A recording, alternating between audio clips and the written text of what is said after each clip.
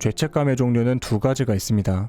하나는 사회가 죄라고 규정한 행동을 저지름으로써 상대에게 인정받고자 하는 마음이 결핍을 느낄 때 일어나는 죄책감. 다른 하나는 나의 정체성이 흔들릴 때 일어나는 죄책감. 오늘은 그 중에서 정체성이 흔들릴 때 일어나는 죄책감에 대해서 알아보겠습니다.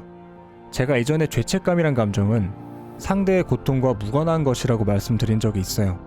상대의 고통에 내가 괴로워하는 듯 보여도 사실 남의 고통은 안중에도 없다고 말씀드렸습니다.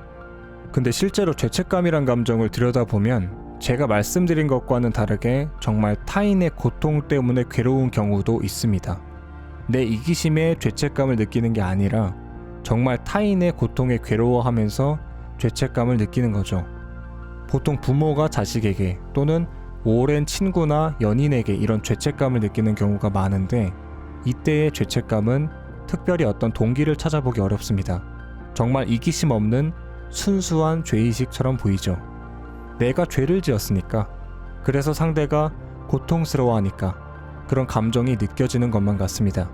하지만 이런 죄책감에도 숨은 동기가 있어요. 길에서 처음 보는 이가 통곡하고 있을 때 느끼는 감정과 우연히 그 사람과 다시 인연이 생겨서 수십 년을 함께하던 어느 날 통곡하는 그를 보며 느끼는 감정에는 차이가 있습니다. 아마 여러분은 그런 차이가 그냥 정 때문에 생기는 거라고 생각하실 거예요. 하지만 이런 차이는 단순히 정 때문이 아니고요. 순수해 보이는 죄책감과도 아주 깊은 연관이 있습니다. 저는 그 차이가 어디서 오는지 알아보기 위해서 사람을 통해 형성된 정체성에 대해서 얘기해 보겠습니다. 여러분에게는 특별히 뭔가를 하지 않아도 마음을 편안하게 해주는 사람이 있을 거예요. 같은 하늘 아래 있다는 사실만으로도 내게 안정감과 행복감을 주는 그런 사람들이 있을 겁니다. 내가 능동적으로 욕망을 채워야 하는 보통의 경우와 달리 이들은 그저 존재하는 것만으로도 나의 욕망을 채워줍니다. 가진 돈에 따라 변하는 사람 심리와 비슷하죠. 돈이 없을 때는 마음의 여유가 없지만 돈이 많을 때는 여유가 넘쳐납니다. 그저 돈이 있다는 사실만으로 안정감을 느끼죠. 마음은 이렇게 돈이 있어야 즐거움을 누릴 수 있다고 생각하는 사람처럼 뭔가가 없으면 스스로 행복해질 수 없는 존재로서 자신을 바라봅니다. 행복해지려면 반드시 뭔가가 있어야 하므로 마음은 세상을 향해 손을 뻗어 무엇이든 나의 것으로 만들려고 해요.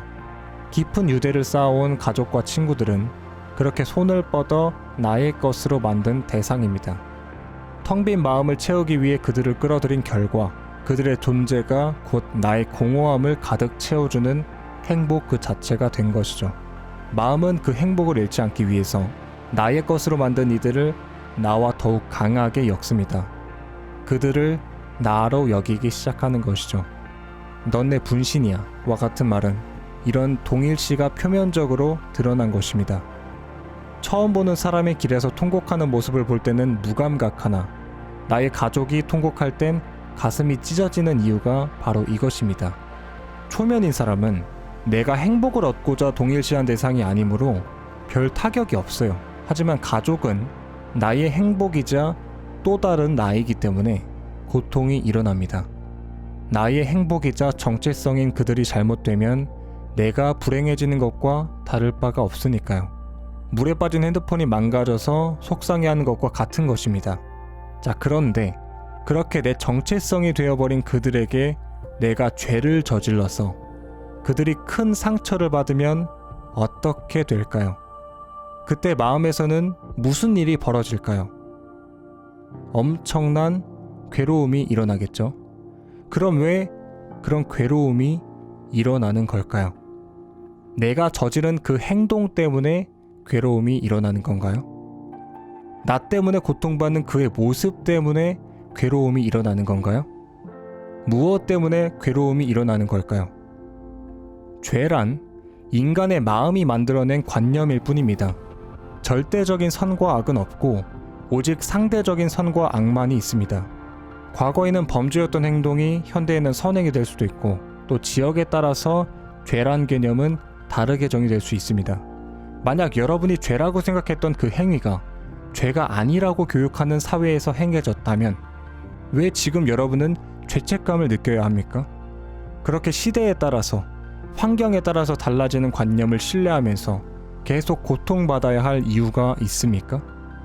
내 죄가 얼마나 중요한지를 따져보는 건 이렇듯 본질을 벗어난 공상에 지나지 않습니다. 여러분의 잘못으로 가족이나 친구 또는 연인이 큰 상처를 받아 힘겨워할 때 여러분의 마음은 엄청난 결핍감에 사로잡힙니다. 행복해지기 위해 동일시했던 또 다른 나가 아파하기 때문이죠. 그들이 아파한다는 것은 그들이 불안정하다는 것이며, 이는 나의 행복이 불안정해지는 것과 같습니다. 그들을 통해 행복해지려고 했기 때문에, 그들을 통해 팽창해서 완전해지려고 했기 때문에 그들의 고통에 내가 괴로워지는 것입니다.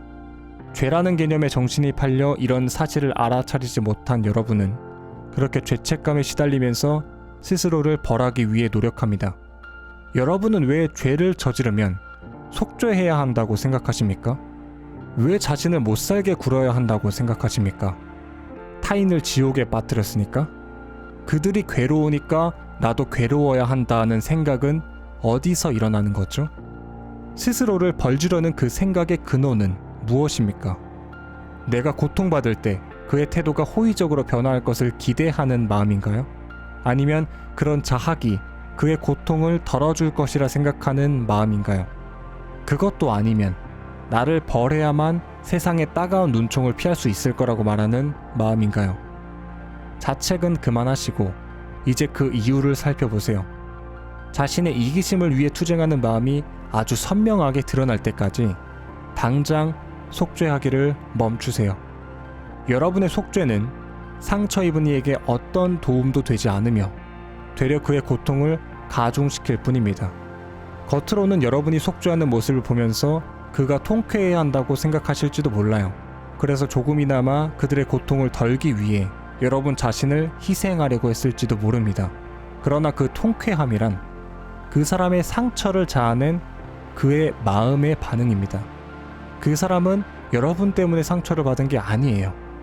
그 사람이 붙든 마음에 의해서 스스로 상처를 입은 겁니다.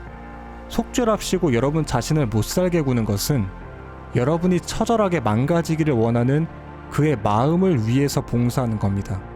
그 사람이 그 마음 때문에 고통받고 있는데 여러분은 왜 그 마음을 기쁘게 하려고 하십니까? 정말 그가 평온하길 바란다면 그의 마음이 원하는 대로 행동해선 안 될 것입니다. 진정한 속죄는 여러분이 저주받기를 바라는 그의 마음에 반응하지 않는 겁니다. 고통받으라고 종용하는 마음에 부응해 인정을 얻고자 하는 마음을 뿌리치고 그가 상처 하나 없는 무한한 존재라고 보는 것입니다. 또한 여러분이 저지른 일에 대한 결과를 온전히 받아들이고 속죄를 미끼로 자신의 이기심을 채우려는 마음을 철저하게 제거하는 겁니다. 그러면서 그와 여러분 자신을 온전히 사랑하는 겁니다. 이것이 바로 유일한 속죄입니다. 속죄를 중단할 때 세상이 나를 미워할까 두려워하지 마세요. 그 두려움은 여러분의 마음이 일으키는 것이며 그 마음이 죄책감의 근원이요 상처를 입히는 유일한 가해자입니다. 더는 여러분 자신을 못살게 굴지 마세요. 속죄하고 싶다고 절규하는 마음에 관심을 주지 마세요. 여러분이 죄책감을 느껴야 한다고 말했던 마음을 낱낱이 파헤쳐서 그것의 뿌리를 뽑아버리세요. 그것이 여러분과 상처받은 이 모두에게 가장 좋은 방향이 될 겁니다. 오늘은 여기까지 할게요. 도움이 되셨다면 아래 구독과 좋아요 그리고 알림 설정 부탁드리고요. 저는 지금까지 내면의 목소리였습니다.